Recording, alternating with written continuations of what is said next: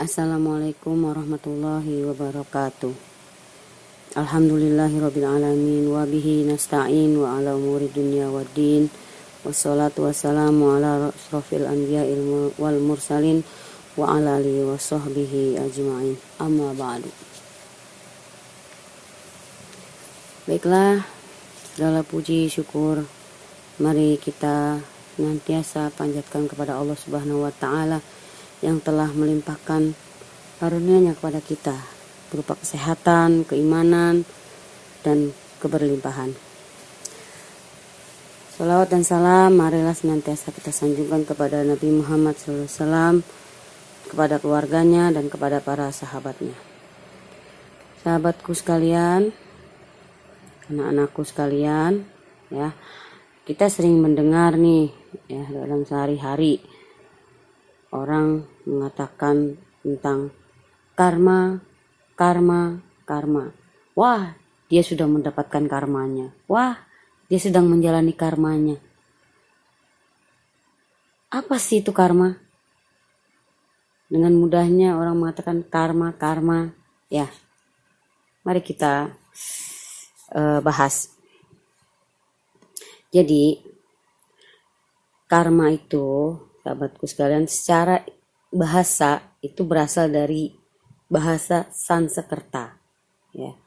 Dan karma itu adalah sebuah konsep ajaran suatu agama, ya, agama Hindu dan Buddha. Nah, di dalam ajaran tersebut disebutkan karma adalah perbuatan. Nah, karma itu adalah sebuah perbuatan yang mencakup baik atau buruk, ya. Nah, akibat dari atau hasil dari perbuatan itu disebut pala. Jadilah karma pala. Jadi ada perbuatan dan kemudian ada hasil. Jadi proses karma itu menyebabkan timbulnya hukum sebab akibat. Dari akibat dari perbuatan itu pasti akan diterima oleh si pelaku pada masa yang akan datang, cepat atau lambat, gitu ya. Jadi misalnya seperti ini, kalau menurut mereka orang yang melakukan sebuah kebaikan, nah kebaikan itu akan memberikan hasil kepada dirinya sendiri, gitu. Entah itu akan dia terima nanti dalam waktu dekat ataupun dalam waktu yang jangka panjang. Contoh sederhana misalnya begini. Jika kamu menanam sebuah pohon semangka, ya, maka dia akan berbuah semangka, gitu. Nggak mungkin menanam pohon semangka berbuah nangka, itu nggak ada, nggak mungkin, ya. Dan contoh lagi yang sederhana. Jika kamu misalnya terbiasa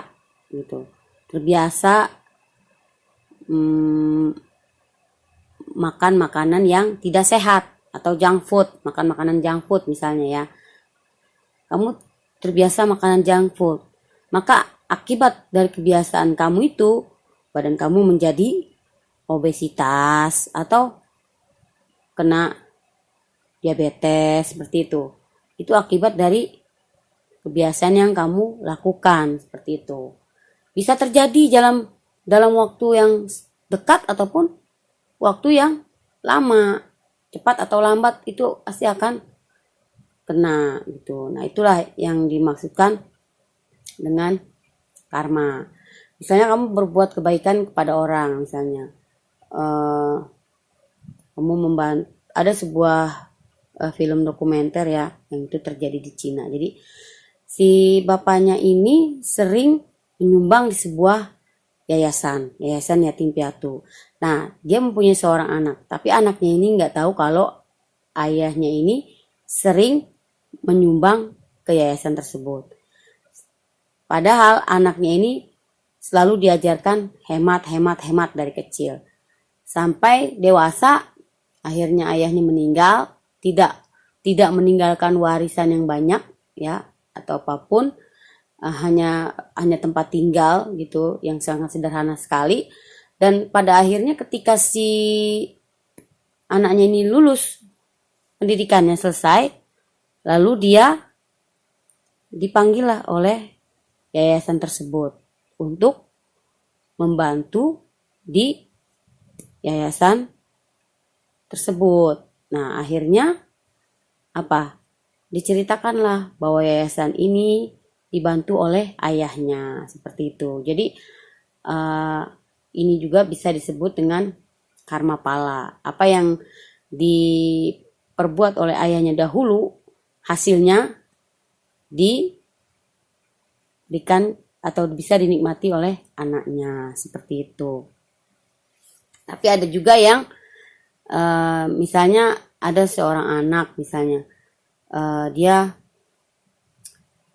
setiap kali dia itu selalu memberikan tempat duduk kepada orang-orang tua ataupun ibu yang sedang hamil. Nah, ketika orang tuanya juga bepergian, orang tuanya selalu dikasih tempat duduk atau tempat duduk ya oleh siapa aja gitu. Itu juga bisa terjadi. Nah, bagaimana kalau dalam pandangannya atau dalam pandangan agama Islam?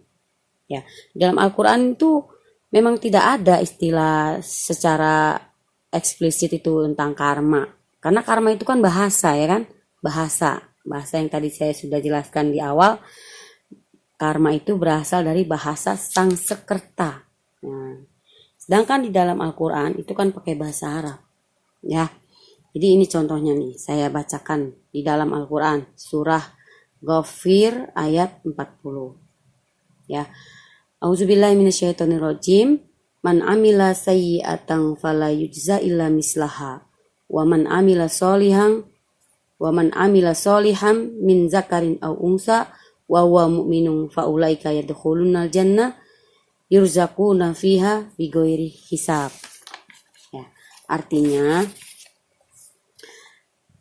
barang siapa yang mengerjakan keburukan tidak dibalas kecuali sebanding dengan keburukan itu.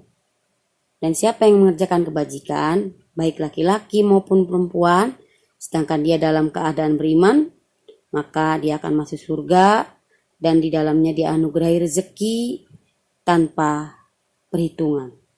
Bighairi hisab, unlimited, ya kan? Kalau bahasa Inggrisnya unlimited. Nah, jadi kalau dalam konsepnya Al-Quran, kalau kamu berbuat baik atau kamu berbuat buruk, itu akan kembali ke diri kamu sendiri. Ya, nggak ada keuntungan bagi orang. Jadi keuntungannya buat diri kamu sendiri. Kamu baik sama orang, nanti kamu pun juga akan dihadirkan oleh Allah orang-orang yang baik untuk membantu kamu.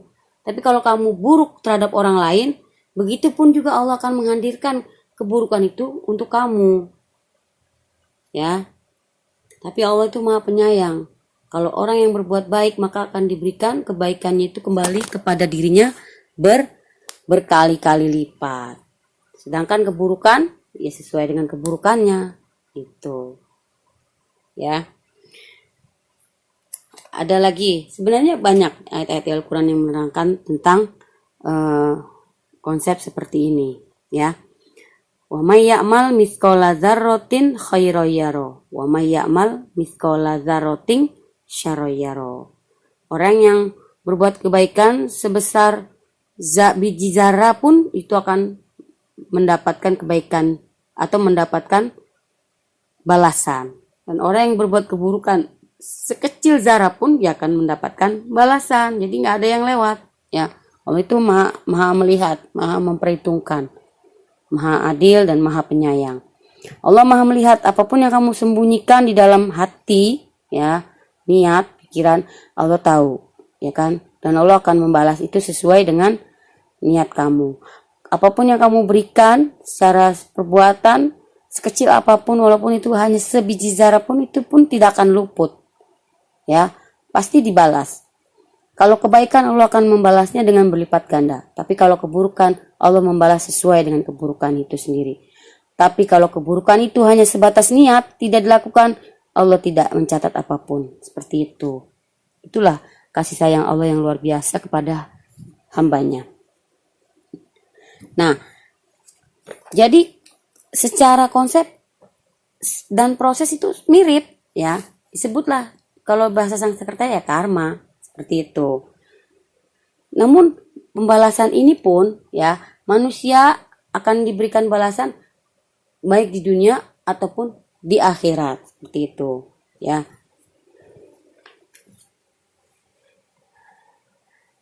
Nah, terus bagaimana dengan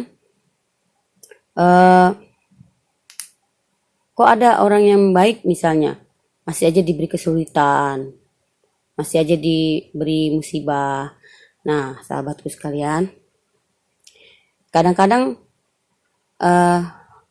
kesulitan, musibah itu diberikan Allah Subhanahu wa taala adalah untuk menguji hambanya, menguji keimanan seorang hamba ya.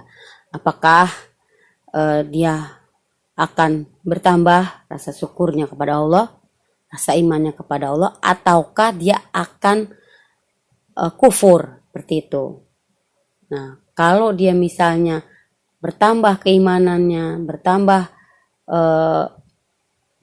bertambah cerah pikiran dan hatinya, maka berarti dia sudah naik kelas, seperti itu. Kan sama seperti anak sekolah. Anak sekolah itu kan kalau mau naik kelas selalu ada ujian. Begitu juga manusia. Setiap kali manusia ingin naik kelas keimanannya pun selalu diuji oleh Allah. Ya, dikasih kaya, nggak lama bangkrut lagi. Kasih bangkrut, oh dia tetap beriman, oh dia tetap beribadah, oh dia tetap bersyukur, akhirnya dikembaliin lagi sama Allah. Seperti itulah ya manusia selalu dikasih ujian. Sedangkan karma itu adalah hasil dari perbuatannya secara umum ya, itu bisa merupakan kebaikan ataupun keburukan.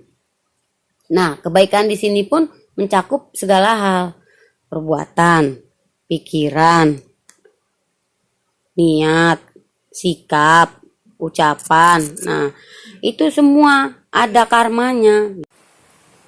Nah, sahabatku sekalian, seperti itulah yang dimaksud dengan karma.